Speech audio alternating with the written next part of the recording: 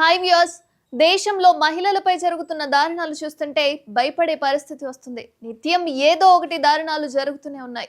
అయితే మహిళల భద్రత కోసం ఎన్నో రకాల యాప్స్ అయితే అందుబాటులో ఉన్నాయి. ఇలాంటి వాటిలోనే తెలంగాణ ప్రభుత్వం తీసుకొచ్చిన టీ సేఫ్ యాప్ కూడా ఒకటి. ఇంతకీ ఏంటి యాప్? అసలు ఇది మహిళలకు ఎలా ఉపయోగపడుతుందో ఇప్పుడు తెలుసుకుందాం.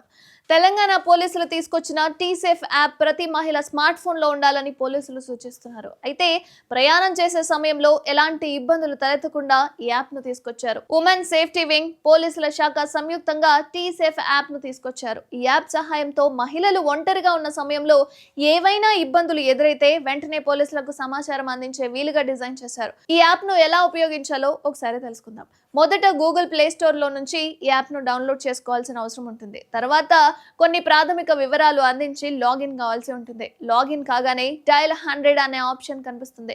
అనంతరం అక్కడే ఉండే మానిటరింగ్ ఆప్షన్ ను సెలెక్ట్ చేసుకోవాలి. వెంటనే మీరు ఎక్కడికి వెళ్తున్నారో, ఏ వాహనంలో వెళ్తున్నారో ఆ వాహనం నెంబర్ ను ఎంటర్ చేయాలి. తర్వాత మానిటరింగ్ అనేది ప్రారంభమవుతుంది.